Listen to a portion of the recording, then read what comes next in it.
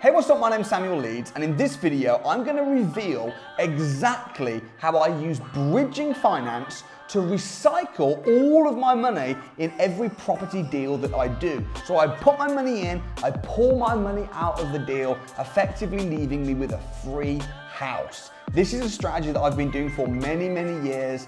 I've helped hundreds of people to do the same, and I'm going to tell you in this video exactly how I do it. So please do me a massive favor, smash the like button, drop a comment below if you find this video helpful, and also make sure that you are subscribed and turn the notification bell on so you never miss a video.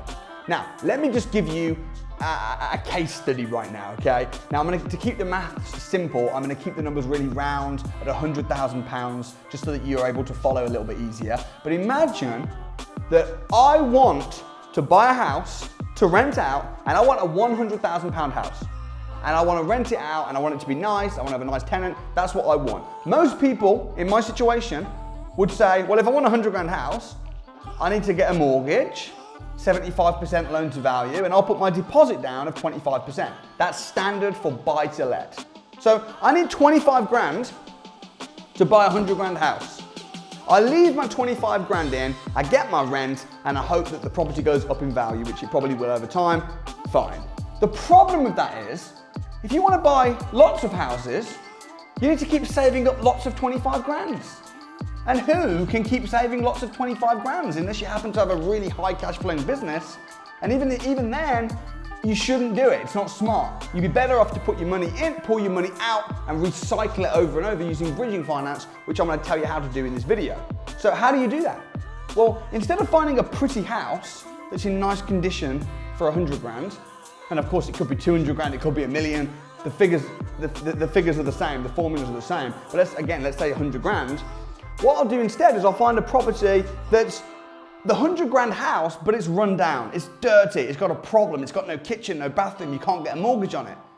Horrible house, but it has potential to be like the 100 grand house.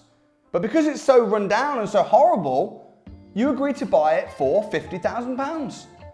So you buy it for £50,000, and you've only got 25 grand there. So what do? Well, instead of getting a mortgage, you get a bridging loan.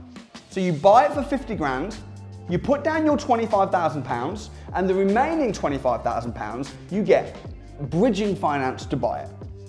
You then refurb the house, and you spend maybe £25,000 in this example, fixing it up, getting a new kitchen, new bathroom, new boiler, new windows.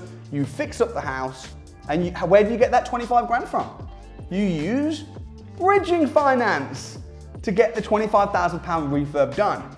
So now you've put £25,000 of your own money, and you've borrowed £50,000 from bridging finance companies to get the house up to scratch. Now the house is like the 100 grand house, but you have got it for 75 grand in total because you've had to do some work.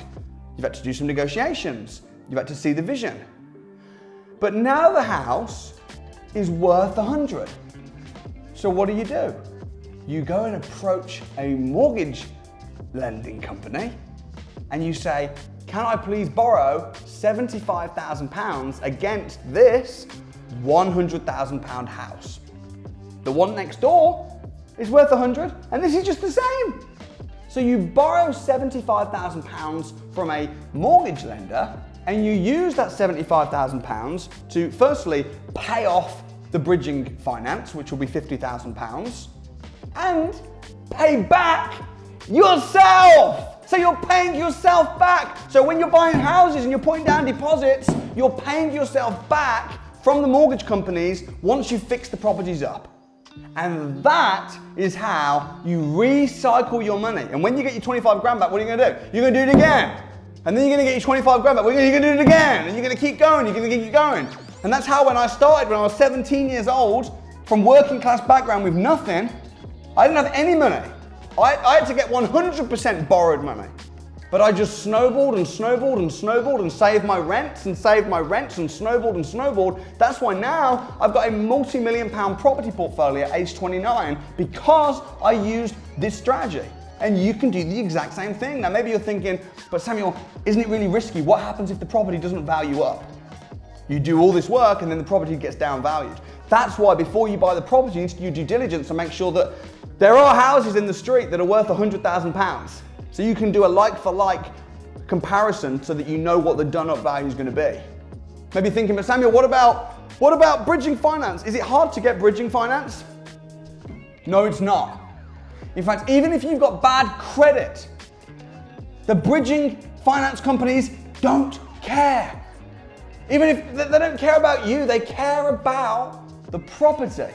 So if you get good at finding the properties, the bridging finance comes. Now listen, I'm not a financial advisor, so of course, I want you to take all this information and I want you to start being creative and then go and get the relevant advice from the financial advisors, from the mortgage lenders. But all I'm doing is teaching you what I've done and what I do and what I've trained thousands of people to do. So they care about the house. You might be thinking, but Samuel, isn't bridging finance really expensive? Well, it is. Typically, they might charge up to, between 0.5% and 1.5% a month. So if they're charging, say, 1% a month, which is pretty standard but on the expensive side, if they're charging 1% a month, that's expensive, but you're not going to have this for many months. The refurb is only going to take 3 to 6 months. So you're going to have to factor this into your costs, of course, same as you're going to have legal fees. But the point is, you're going to have that if you buy a house regardless. Whenever you buy a house, you're going to have to pay legal fees. I mean, taxes will be cheaper when you do this strategy, because when you buy a property that's unmortgageable, you don't pay stamp duty tax. So there's so many advantages, and I want to keep this video brief because there's so much I could go into. You might be thinking, but what happens if the refurb goes over £25,000? Then you're stuffed. Well, again, this takes skill. I wouldn't recommend just having a bash. This is a profession. So when people tell me, Samuel, you can just learn everything online for free. Why do you run courses? By the way, most of my courses are free, by the way. In fact, I run a property investors crash course, which is free. I welcome you to come and attend. I do a lot of training for free, but you've got to take this seriously. You've got to put the hours in. You've got to study, because this is, if you want to start recycling your cash on bridging finance companies and growing up a multi-million-pound portfolio, I would suggest that you sharpen the axe. And what I mean by that is you sharpen your knowledge before you start going doing it, for sure. I mean, the refurb could go over. That's why you need to make sure that you've got good builders, you've got a good power team in place, you know how to find the deals. So if you found this video helpful, let me know. If you want to join me at the Property Investors Crash Course, I'll leave a link in the description below. I also think you might find this video really helpful, where I summarize the buy, refurbish, refinance strategy. So I'll see you at the Property Investors Crash Course. I'll leave a link in the description. Get yourself booked on, and also subscribe right here so you don't miss a future video. Thanks.